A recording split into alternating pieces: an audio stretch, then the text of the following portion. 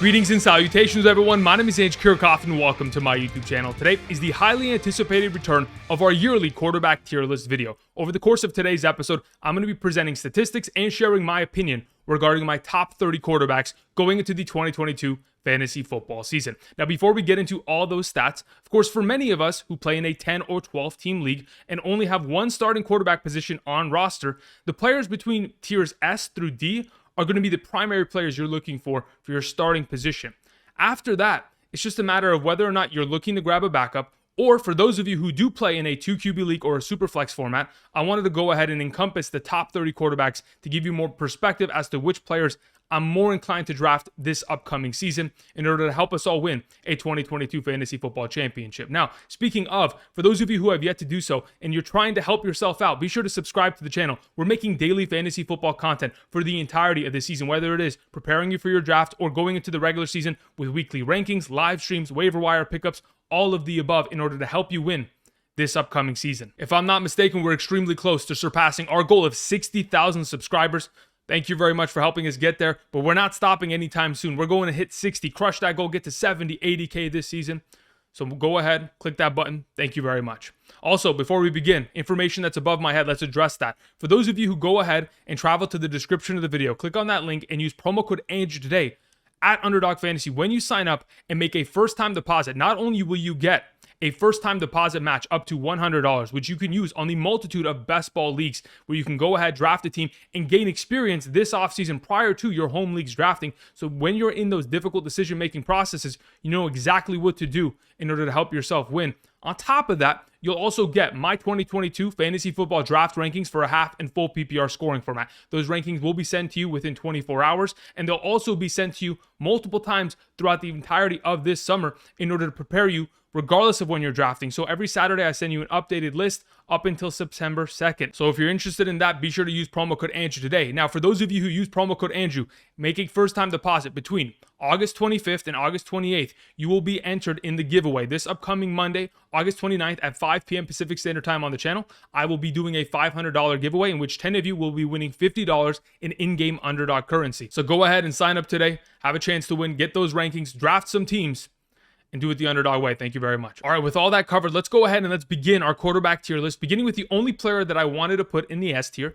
That is Josh Allen of the Buffalo Bills. Now, Josh Allen in each of the last 2 seasons has been the number 1 overall quarterback in fantasy football. He's been averaging 24.17 fantasy points in a 4-point per passing touchdown format. In 28 of the last 33 contests, he has had 2 or more touchdowns. That's 85% of the time in the last 2 seasons. Josh Allen has been incredible, but it hasn't only been through the air in which he's been able to put up a minimum of 36 passing touchdowns each of the last 2 years, but it's also been the fact that he's a savage on the ground. When this guy is running the ball, he is a threat in all aspects. Of course, in the last 2 seasons, he's accumulated 1,184 total rushing yards, 682 of those yards via scrambles, and 502 of them via designed runs. Now, when the Bills march their way down the field into the red zone, they want to allow Josh Allen to dictate the game, and that's exactly what he has done in the last 2 years in the red zone. He has, in fact, 12 rushing touchdowns inside the 10-yard line in the last 2 seasons. Now, if you go ahead and just isolate his rushing statistics alone,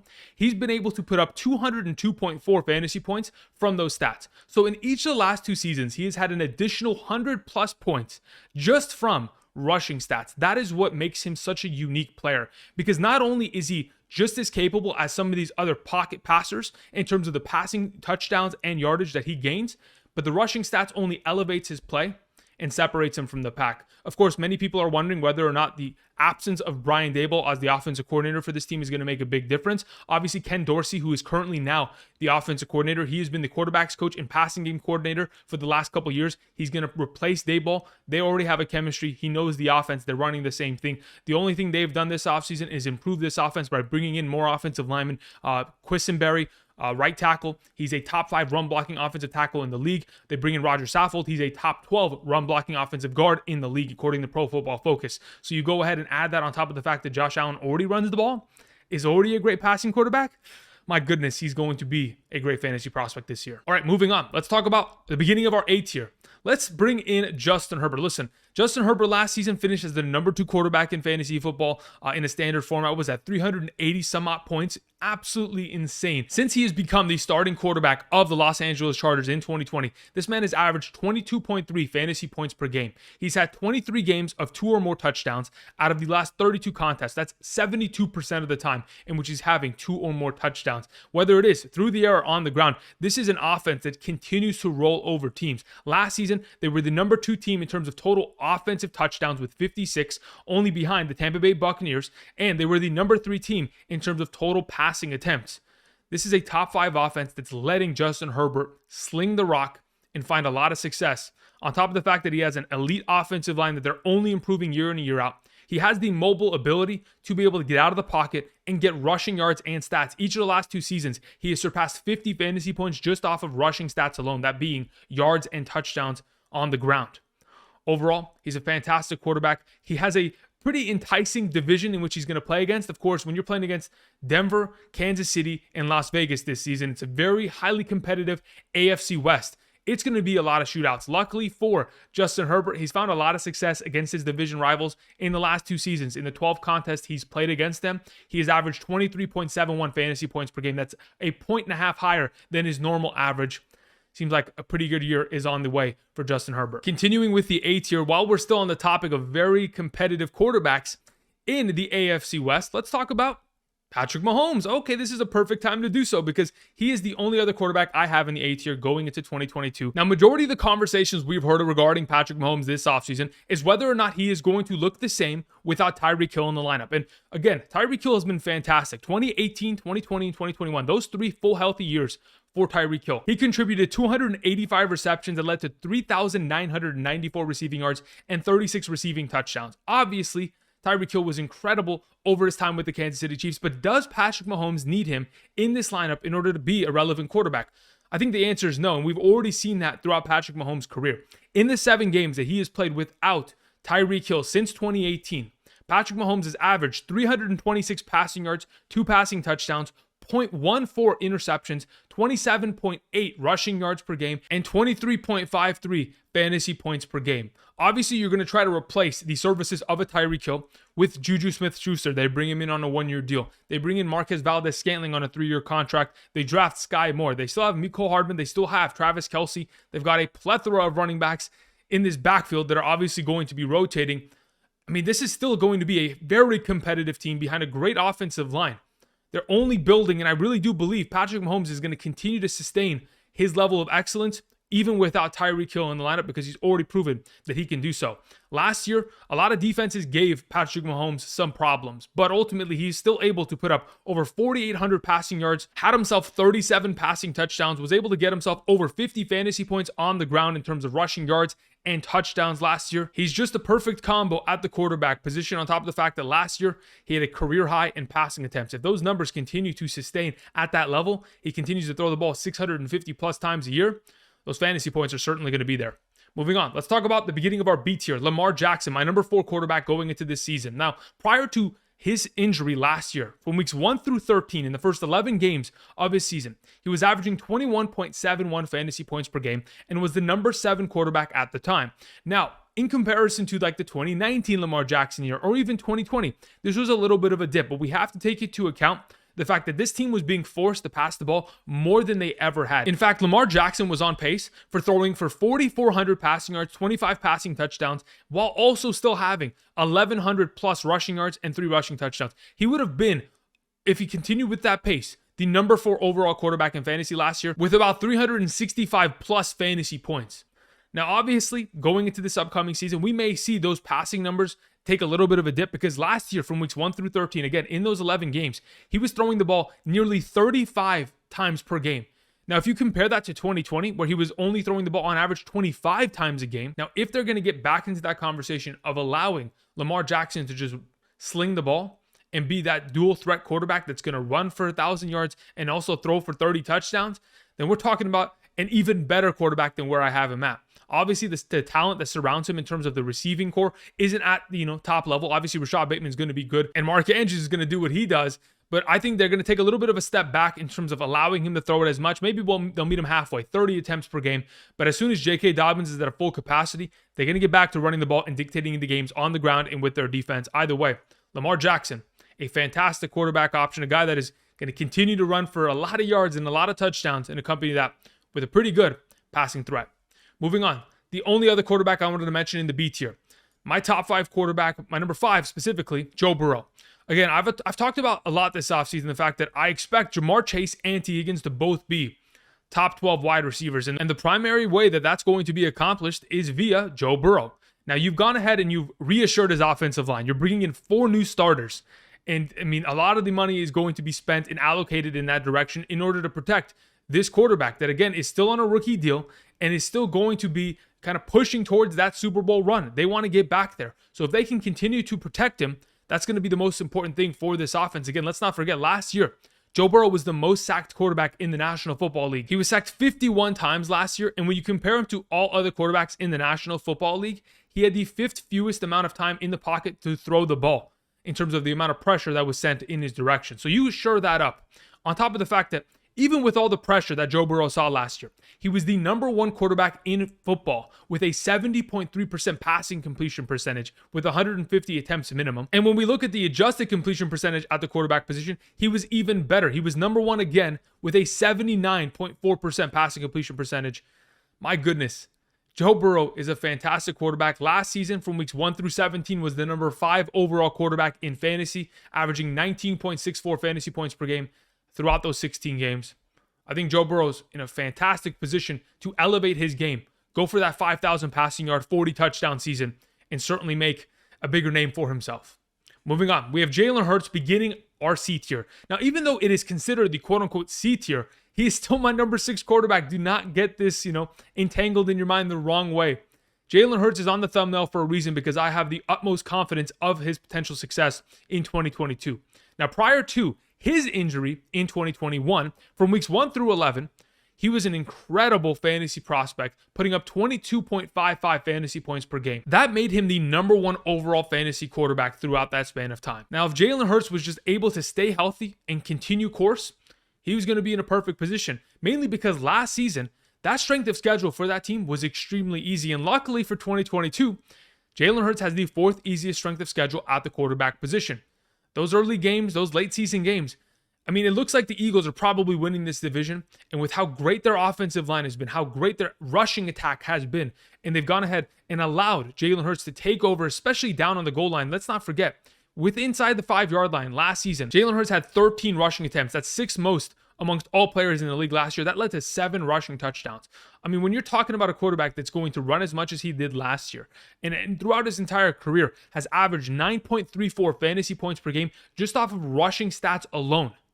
So if you're going to get about 10 points per game just off rushing stats, now you bring in A.J. Brown, you protect this guy, you get him another year within the Sirianni offense. He's going to be that much more comfortable throwing to his best friend in a, make it or break it year. I think Jalen Hurts is in a perfect position to have himself a top 6 fantasy campaign, and maybe even better at the end of 2022. Moving on, let's talk about Tom Brady. Listen, Tom Brady has found the fountain of youth. I don't know where it is in Florida, but if you're going to look for the fountain of youth, it's somewhere, wherever their facility is most likely. Either way, last year, he set records for the most passing attempts of his entire career with 719. Most passing completions, most passing yards, the 2nd highest passing completion percentage of his career, the 2nd most passing touchdowns of his career, and the 3rd highest fantasy point per game average of his career last season, 22.04 per game. Now, going into this year, you're going to lose Rob Gronkowski. You're going to lose Antonio Brown. Some of the offensive linemen are banged up, but Tom Brady's still coming off of a 2-year total of 9,949 passing yards and 88 total touchdowns in 33 games. He's been the number 3 and the number 8 overall fantasy quarterback in the last 2 years. And even with some of those departures, you're going to bring in a Julio Jones, hopefully stays healthy, Russell Gage. You bring in Kyle Rudolph to try to fill in the cracks. Obviously, they're not going to be as good as some of these other players in seasons past. Obviously, you have Chris Godwin starting late. Ryan Jensen, the center, is a little banged up. Their offensive line is going to need some work. Hopefully, they're going to address that and, patch up those holes. But either way, I still think Tom Brady has got it. There's a reason why he came back for another season. He's got more to prove, and I expect him to prove that to all of us. Moving on, we have Kyler Murray as the final player of our C tier. Kyler Murray's great. Again, he's another one of these mobile quarterbacks that we have to obviously worry whether they're going to get hit, get injured. There's a reason why Lamar Jackson, Kyler Murray, Jalen Hurts, they all sustained an injury last year that slowed them down. But again, when they are healthy, they're unstoppable. I mean, specifically Kyler Murray, weeks 1 through 8 of last season, up until like the final couple minutes of that Green Bay game on Thursday Night Football, from weeks 1 through 8, he was still averaging 22.22 fantasy points per game and was the number 6 overall quarterback in fantasy football. If he was to keep pace and didn't end up missing any time, he would have been able to put up over 4,800 passing yards, 36 passing touchdowns, over 300 rushing yards, and 6 rushing touchdowns. That would have made him, in terms of fantasy points, the number 3 quarterback overall last season. Now, that isn't much of a surprise to any of us because we've already seen in Kyler Murray's career him be a top 3 fantasy quarterback. So it wouldn't be, a surprise to see him in that conversation once again this year. But as of this current moment in time, when you have DeAndre Hopkins missing the first 6 games of the season, obviously there's going to be some time to build a rapport with Hollywood Brown. You're going to get more opportunity with Zach Ertz. Obviously, Zach Ertz came in after week 6 of last year. That's exactly pretty much the time where Kyler Murray went out with that injury. You're going to have far more rapport with him. This is an offense that just wants to pass the ball. I mean, Cliff Kingsbury has allowed this to be a 3 wide receiver set team that is continuing to sit in the shotgun and letting it rip. Now, very similar to Josh Allen, besides having the high-level threat of being a passer, Kyler Murray's gotten it done on the ground. If you go ahead and take his averages over the last 3 years, 2019 through 2021, we should potentially expect to see, based on averages, 103 rushing attempts for 500 plus yards, 5 rushing touchdowns, about 80 plus fantasy points this upcoming season, just off of rushing stats alone. He's in a perfect position, stay healthy, and that offense is only going to find success in 2022. Moving on, let's talk about Trey Lance, another one of these mobile quarterbacks. You're beginning to see a trend, right? Unless the pocket passing quarterback is completely going to just throw for 4,500, 40 touchdowns, you're very seldom going to get them into the top tier conversation. And that's what we've seen over the last couple of years. But let's go ahead and introduce this upcoming season's breakout player, the guy that I've been most excited about in terms of taking him later on in drafts, because people aren't as much of a fan of him in terms of fantasy aspect as I am. And let me tell you why I'm such a big fan of his overall potential. Last season, he played 2.5 games as this team's quarterback. The second half of the Seattle game, the entire game against Arizona and Houston. In those 2.5 games, the 10 quarters that he played, if you go ahead and take the averages and put it on a per game basis, he'd have 239 passing yards, 1.6 passing touchdowns, 0.8 interceptions, 64.4 rushing yards per game, and 21.61 fantasy points per game. If you compare that to Jimmy G, all right, Jimmy G since 2019, he has played 34 full healthy games. Jimmy G has averaged 250 passing yards, 1.56 passing touchdowns, and about 16 fantasy points per game. The difference between Jimmy G and Trey Lance as a passer, even though Trey Lance is still a little bit, rough around the edges, it needs to be polished a little bit more over the years, is the rushing ability. That's literally the difference. You are getting a Jimmy G in terms of the passing ability, just getting the ball out of their hands and letting the receivers of this team, whether it's Debo, Kittle, Ayuk, be able to take over the game in terms of yards after the catch. But again, the primary difference is that 64.4 rushing yards per game. That's an additional 6.5 fantasy points per game that we're just going to see off of rushing yards alone, much less once he starts scoring touchdowns. Now, I've gone ahead and I've done the research this offseason and mentioned it in prior draft videos in regards to quarterbacks since 2017 who have surpassed 700 yards in a season. They also average 7 or more rushing touchdowns in their given year. I've said it a lot this offseason. Trey Lance is this year's Jalen Hurts, a quarterback that you can get a little bit later in your draft. People aren't as confident in their passing ability, but that doesn't matter. We want rushing stats in fantasy football from our quarterback position. Unless they're going to throw the ball, 5,000 yards down the field, we'll take the rushing stats and whatever he's able to do through the air. Now, the final thing I wanted to mention in regards to our tier list. If you guys don't remember, back in 2012, when Kyle Shanahan was the offensive coordinator of the Washington Commanders, his quarterback was rookie Robert Griffin. In that year, Robert Griffin III was the number 5 overall quarterback in fantasy. He has been able to use mobile quarterbacks in the past, give them scrambles, give them design runs, and build a team that is pretty successful. I think with the talent that surrounds Trey Lance, whether that's offensive line, receiving threats, and this defense, the sky's the limit for Trey Lance in 2022. Moving on, let's talk about Matthew Stafford. Coming off of a career year, obviously Super Bowl champion, had a fantastic season. But throughout the regular season, he was averaging 19.39 fantasy points per game. Now, for those of you who played in leagues in which, you get extreme minus points for a pick six, Matthew Stafford most likely didn't do well for you in 2021, but for the rest of us, he was pretty good. In 13 of the 17 games, he had 2 or more touchdowns last season. That's about 77% of the time he's getting 2 touchdowns in those contests. When you're talking about the Los Angeles Rams and what Sean McVay was able to do with Matthew Stafford, an offense that since 2017 has been the number 6 team in terms of quarterback passing attempts, regardless of whether it was Jared Goff now transitioning into Matthew Stafford, they knew they wanted to throw the ball. And that's exactly what they did. They had 607 total passing attempts this last season, and a lot of those went in the direction of a Cooper Kupp, 191 of them exactly. Now you go ahead and bring in a guy like Allen Robinson. You still have Sean McVay that is continuing to dice up defenses. You still have Kyler Higbee out there. Odell Beckham Jr. may be able to join this team once he's ready to go. Let's not forget Matthew Stafford joining with Sean McVay, having his best statistical season since 2011 wasn't an accident. It was just a matter of Matthew Stafford being in a terrible situation for majority of his career with the Detroit Lions and finally being unlocked in 2021. He should be able to continue that momentum this upcoming year. I know many of you ask, Andrew, what do you think about his elbow? I'm not worried about it. As long as the team is continuing to protect him this offseason, obviously McVay does not play any of his starters in any of the preseason games of his entire head coaching career, so that shouldn't be really much of a surprise. As long as they're just monitoring it, they have the best doctors in the world working on it. So I think he'll be just fine. Moving on, let's talk about Russell Wilson. Again, Russell Wilson is another one of these quarterbacks that is going to make a move in the last couple years. We've seen Matthew Stafford, like I previously mentioned, Tom Brady, go from one team to another and find massive success immediately. Specifically, those teams went and they won Super Bowls. Is Russell Wilson going to join them? We'll have to wait and see. But again, Russell Wilson has been an extremely consistent quarterback in fantasy football. Every year of his career prior to 2021, because of that injury, again, just first and foremost, that was the first time Russell Wilson had ever missed a game in his career.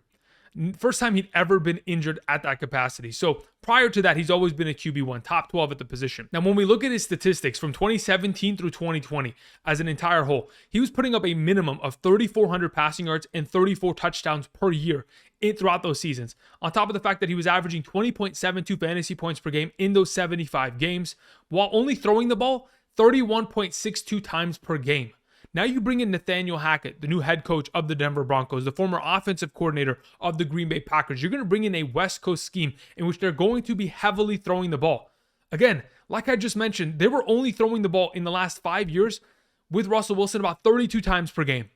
If you go ahead and elevate that number and let Russ cook, especially with the receiving threats he has, Sutton, Judy, you bring in whether it is Okwuegbunam, the tight end position, or the rookie that they picked up out of UCLA. I think there's a lot of potential here for Russell Wilson to maintain his QB standing and maybe, just maybe, be even better in 2022. All right, let's go ahead and move on and begin with our E tier, Dak Prescott. Listen, Dak Prescott is just like Russell Wilson. He has always been a top 12 quarterback in fantasy, so why not expect him to do that once again this year? But the reason why I have him in the E tier in comparison to his fellow peers in the D tier is because of some of the circumstances that have taken place this offseason regarding their roster. You lose Cedric Wilson.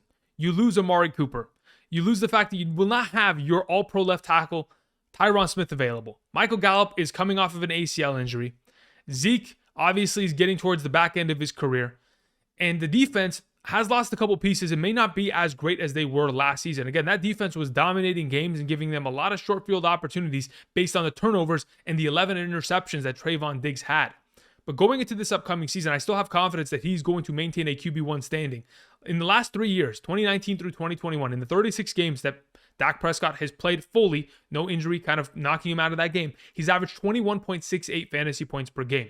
Now, obviously, in the last 3 years, we've seen him take a little bit of a dip in terms of the rushing category in comparison to seasons past, 2016 through 2018. This is a guy that was rushing in the end zone 6 times per year, taking a lot of value from Zeke. Maybe we'll end up seeing that this upcoming year with more confidence in that ankle 1 year removed from that, devastating injury. But many of the questions I've heard in the last couple of weeks is whether or not Dak Prescott is going to be perfectly fine without Tyron Smith. I think this offense is going to manage. Again, Tyron Smith has missed a lot of games in the last couple of years. Again, you go back to 2019, Tyron Smith has missed 12 total games.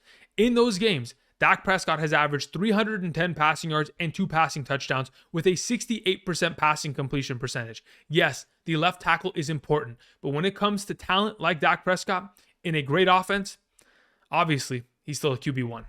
Moving on, let's talk about Kirk Cousins, a guy that I really do believe has the ability to get into that top 8 quarterback conversation this year because of the changes and the improvements made by the organization. The Minnesota Vikings are going to go from having a quarterback in Kirk Cousins who's been the back-to-back number 11 fantasy quarterback, putting up a minimum of 4,200 passing yards and 33 passing touchdowns each of the last 2 seasons, to now adding the potential of Kevin O'Connell. Let's not forget that Kevin O'Connell is a former quarterbacks coach in Washington when Kirk Cousins was there. They already have a pre-built relationship.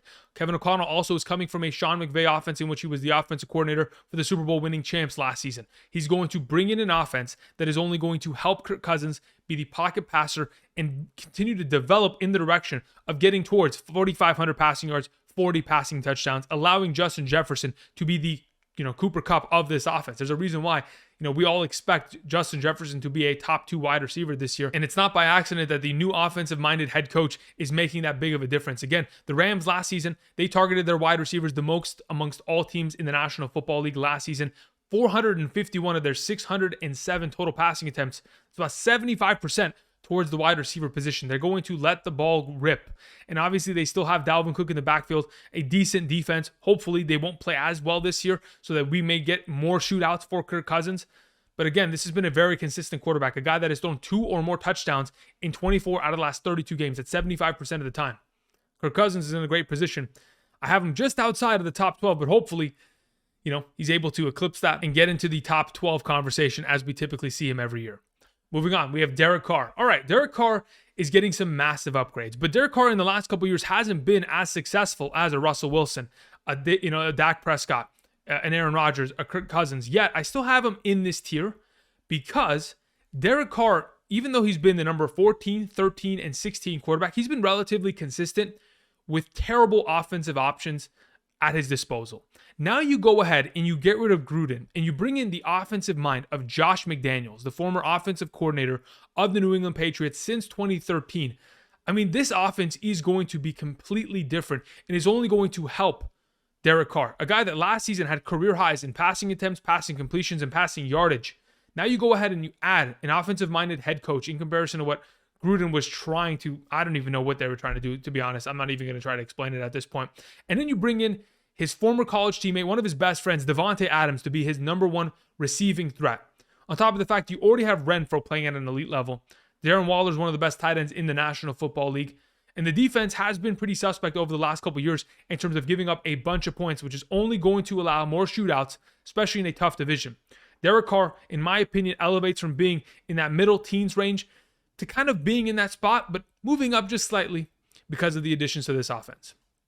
Moving on, let's finish our E tier with Aaron Rodgers. Now, I know that Aaron Rodgers being this low may seem a little bit disrespectful, but I can assure you I respect all these quarterbacks and only want the success for all of them purely because that'll just make fantasy more fun if we're getting more fantasy points. But the back-to-back NFL MVP, the guy that has had 8,400 passing yards and 91 total touchdowns in the last 2 seasons, may be in a little bit of trouble. Without Davante Adams, he's still been able to play well in his career, but we're still going to see a big dip. I mean, in the last 2 seasons, in the 32 games he played, 29 of them consisted of 2 or more touchdowns. There's a reason why Davante Adams has scored, 10 plus touchdowns in 4 out of the last 5 seasons because Aaron Rodgers has continued to look in his direction when they've gotten down to the red zone.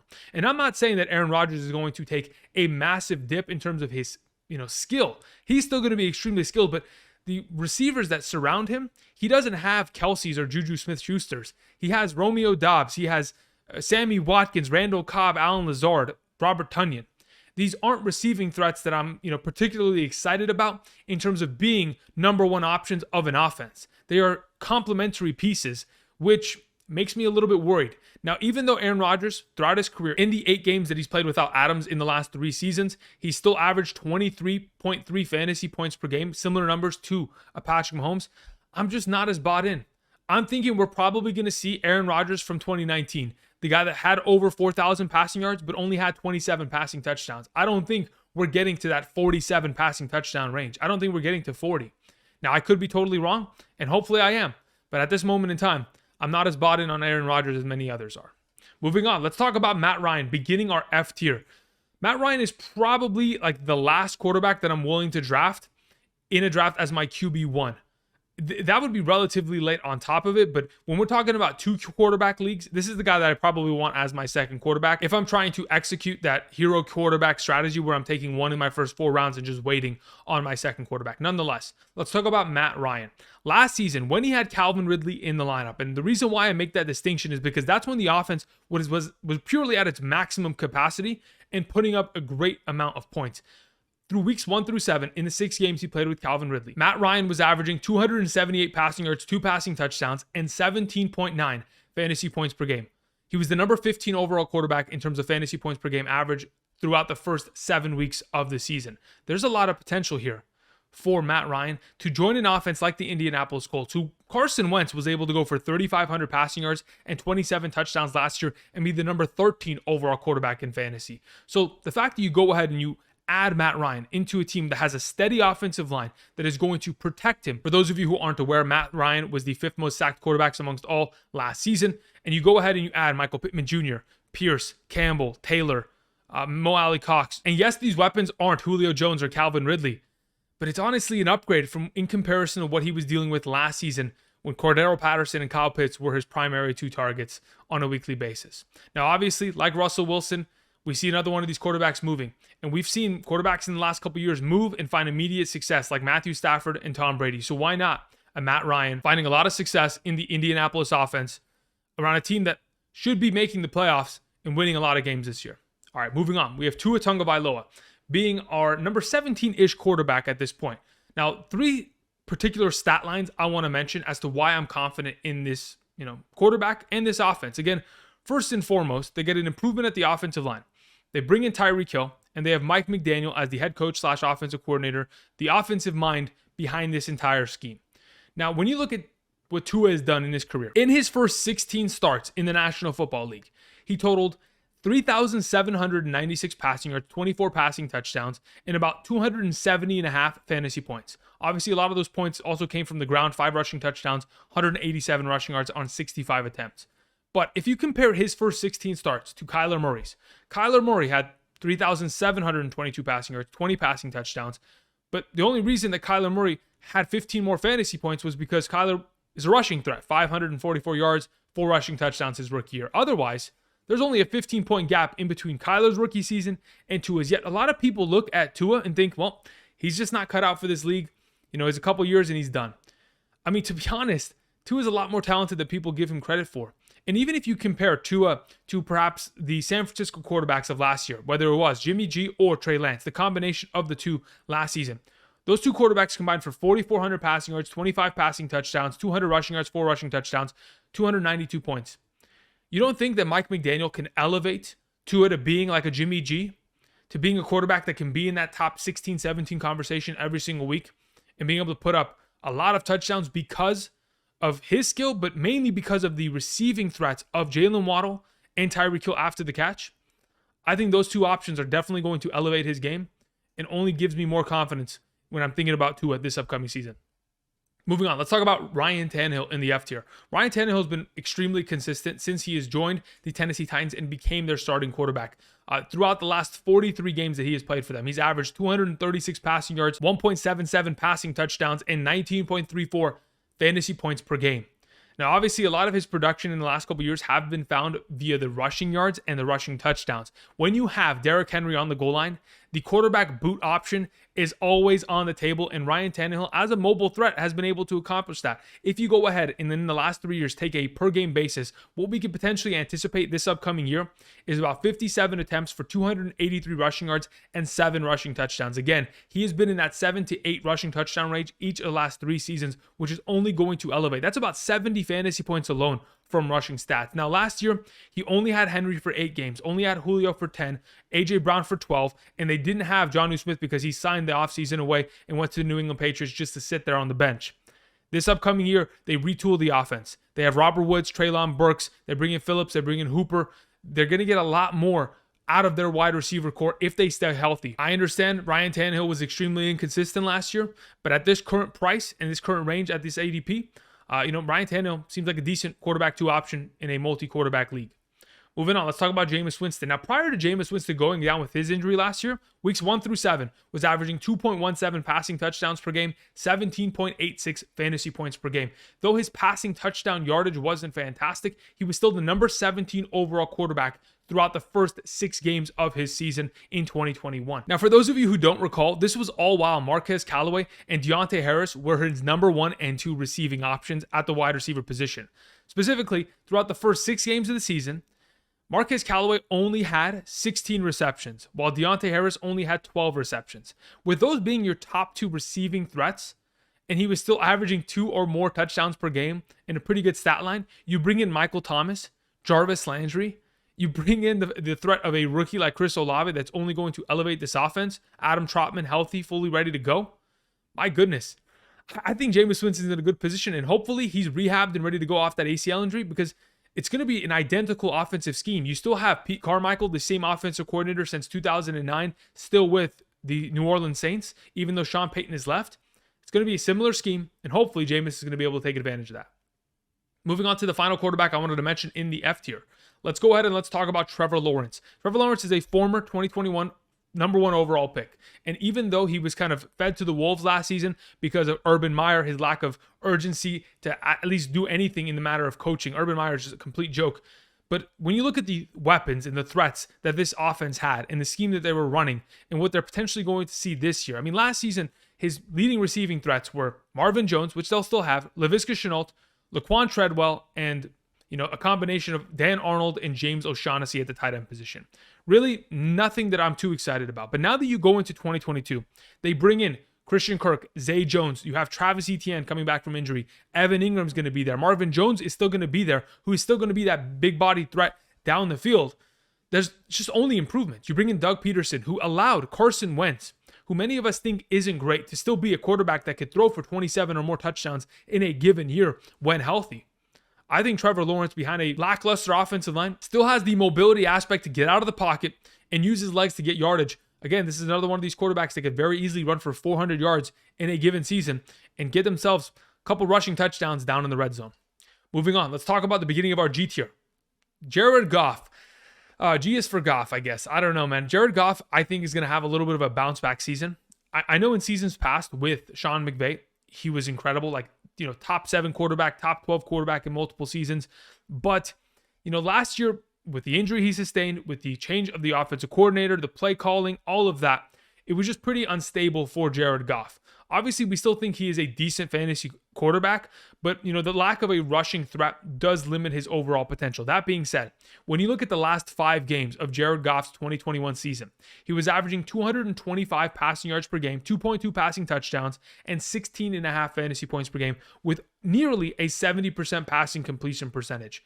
Again, that was also when they didn't have a healthy DeAndre Swift and TJ Hawkinson. You bring in the idea of having a DJ Chark on top of it, a completely different machine of what Amon-Ra St. Brown is now comparison to the beginning of last year. You bring in Jamison Williams perhaps later on in the season. This is going to be a very threatening offense that is going to allow Jared Goff to potentially have some pretty good fantasy games.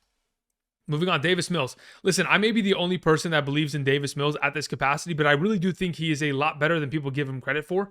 Last year, there are 3 games that specifically popped out to me. One against New England, in which he had 312 passing yards, 3 passing touchdowns, and a 72.4% passing completion percentage against a Bill Belichick defense. Again, rookie quarterbacks don't do that against Bill.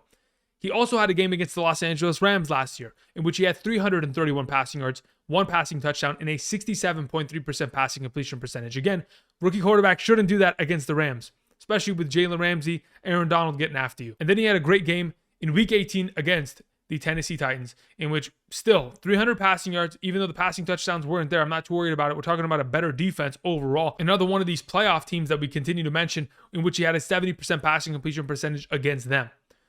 I really do think that this offense, yes, it doesn't have, as many weapons as, perhaps the Bengals or the Arizona Cardinals or the Dallas Cowboys, but they are still going to give Davis Mills the opportunity to throw the ball maybe 40 times a game. And if he's going to continue to do so, I think he's talented enough to get a decent amount of fantasy points before those interceptions start to roll in. Moving on, let's talk about interceptions. Here we go. Carson Wentz. Listen, he's got mobility. He'll probably get 250 rushing yards this year. Obviously, in the last couple years of his career with Frank Wright and Doug Peterson, he's been far more successful because of the schemes they've ran him in. I don't know if this Washington scheme is going to help him get to that 27 range in terms of passing touchdowns. Probably not, but he'll certainly be a quarterback that's throwing for over 3,000 yards and over 20 passing touchdowns with, a couple good yards on the ground, a couple touchdowns. It's going to be fine. He's going to be just as good as Taylor Heineke was last year. Taylor Heineke had 20 touchdowns. So why not Carson Wentz in that manner? Is he a guy that we want in fantasy? Probably not. But he's serviceable if we need it. Moving on to Mac Jones. Listen, Mac Jones is in a pretty tricky situation. The loss of Josh McDaniels, the offensive coordinator, is going to be apparent. I think it already is apparent because we really haven't heard anything great out of training camp. Maybe they come out and they're the best team in the league, but I highly doubt that. I think Mac Jones, even though he was great last season, may see a little bit of a regression in terms of his passing statistics altogether, because even though they're going to force him to have to pass the ball more, it may not lead to automatic success and points. It's going to be interesting because the wide receiver core outside of Jacoby Myers, Kendrick Bourne, Devontae Parker, again, these aren't really elite level talents anyway. In fact, the most confidence I have with any of these receiving options is a guy like Hunter Henry, which says a lot. Either way, Mac Jones, good luck this year. We'll see how that pans out without Josh McDaniels. All right, let's move on to our H tier. Baker Mayfield. Obviously, in seasons past, we have seen success from Baker Mayfield, 20 plus passing touchdowns in given years. As long as he's healthy and comfortable, he should have a decent season, mainly because if Christian McCaffrey plays at a full capacity, the ability to dump the ball off 5 yards away from your chest, and this man accumulates 700, 800 receiving yards in a season is only going to help the bottom line of Baker Mayfield. Is he one of the elite quarterbacks in the league? No. He's one of the bottom tier ones, and hopefully he has a fantastic resurgence here with his second team of his NFL career, and is able to, in week 1, get a little bit of revenge against the Cleveland Browns because they did him dirty. Moving on, Daniel Jones. I think Daniel Jones has shown me enough for where I understand what I'm getting. He's going to run the ball. He has extremely high upside in terms of rushing, but in terms of passing the ball, even with Brian Daboll there, I'm not 100% bought in on the idea that Daniel Jones is going to pan out to be anything. I think this may be the final year. It certainly is a ticking time bomb in terms of whether they're going to, bench him and put in Tyrod Taylor, maybe go for Jimmy G. It's only a matter of time until something like that happens. Hopefully, I'm completely wrong, and Daniel Jones is able to carry this team to a far more promising position, considering they're surrounding him with a better offensive line, better receiving core than in seasons past. Saquon's at a full capacity. But hopefully I'm wrong. We'll see. I'm not just too convinced about the New York quarterbacks this year. All right, moving on to our next quarterback. Another one of these second-year guys that, again, I'm not too bought in on. Listen, I respect the talent of Justin Fields. The rushing ability could very easily see him net 700 rushing yards and 7 rushing touchdowns. It could very easily happen. But my biggest concern is the fact that this offensive line is awful. That in itself, giving a young quarterback very minimal time to throw the ball, if you're not at the capacity of what Joe Burrow is in terms of a passing threat, and you don't have those weapons, again, besides Darnell Mooney and Cole Kmet, they don't have anybody. This is the most bare bones offense in the National Football League, and that in itself worries me about Justin Fields. In order for this team to succeed, he has to run a lot. You got to run away from a lot of defenders, and he's got to stay healthy. All of those, that combination with not too much threats in terms of the receiving game, an offensive coordinator that I'm not too bought in on, I think Justin Fields is, another year away from proving to us what he really is. Moving on, let's begin the final tier, beginning with Mitch Trubisky. Again, Mitch Trubisky is going to have the best opportunity of his entire career.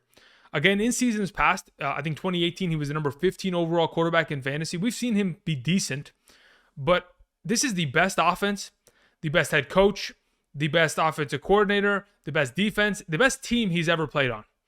And in my opinion, this is the best chance he's going to ever have as a starting quarterback to really pan out and do anything and be what he was kind of drafted to be, a franchise guy. Now, is this 2-year deal going to protect him from being benched? No. We'll talk about Kenny Pickett in just a moment.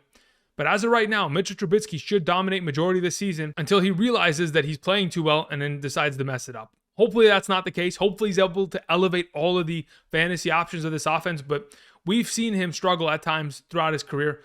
Just got to hope he's able to, at least succeed for majority of the season before Kenny Pickett has to come in the game. All right, talking about Marcus Mariota as the next quarterback. Again, another one of these quarterbacks that I'm pretty understanding of as to what I'm going to kind of get in return if I ever was to start him. He's got good rushing upside. He's a decent quarterback, but as soon as the offensive line falls apart, yes, he has more of a mobility threat in comparison to Matt Ryan. He can get out of these terrible pocket situations, but Drake London, Kyle Pitts, he's got two decent options there. They could help him out a lot. So could Cordero Patterson, but ultimately, I've seen a guy like Marcus Mariota have weapons of that nature and still not be able to, with Jonnu Smith, with A.J. Brown, with Corey Davis in the same lineup, be able to put up great numbers. And that in itself makes me not so confident in the potential of him. Therefore, he sits in the I tier. All right, let's move on to Zach Wilson. Listen, he's already going to start off the season with an injury. Joe Flacco is going to start the year. He'll eventually come in. Last season, he had the highest interception rate amongst all quarterbacks in the league, 2.9%. He had the lowest passing completion percentage. And obviously, this injury doesn't bode well for him to begin. That entire combination, again, he's another one of these quarterbacks that's a couple years away from showing us what he's capable of in the National Football League. Hopefully, he'll make a second-year explosion and at least go into the right direction in terms of passing completion percentage, not turning the ball over as much and, funnel targeting his primary receivers. But until we see that, he is still at the bottom tier. The final three guys I wanted to mention, we can just go ahead and talk about all together. We're talking about Jacoby Brissett, who will probably start 11 games until, the eventual return of Deshaun Watson, who we're not going to have on the list today because, again, what is a 6-game, what's 6 games out of a quarterback? Really, it's nothing unless you're looking at him way down the line in terms of a waiver wire pickup. Kenny Pickett, Desmond Ridder, most likely will see playing time this year, assuming Marcus Mariota, Mitch Trubisky end up messing up at one point. They're going to go ahead and they're going to give these quarterbacks a shot of coming in and making plays and trying to win games because, why not? See what you have. And if they end up playing well, you can keep them. Otherwise, there's a draft next year that you can definitely go into and get another prospect. These are 33 quarterbacks I wanted to mention, but primarily up until Zach Wilson, those are the top 30 quarterbacks going to the 2022 fantasy football season. I want to thank everybody for watching. I appreciate you guys supporting the channel. Be sure to subscribe. Check out Underdog Fantasy. Use promo code Andrew today when you make a first-time deposit. Not only will you get a first-time deposit match up to $100, you'll get my 2022 fantasy football draft rankings by tier, by position, top 200 flex, all of that, and weekly updates on that. You'll also get a chance in our upcoming giveaway, $500 giveaway on the live stream on August 29th, Monday, 5 p.m. Pacific Standard Time here on the channel. You got to sign up in the next couple days. Otherwise, the opportunity will be missed. And until tomorrow, we'll talk about the tight end tier list. I'll see you guys. Peace.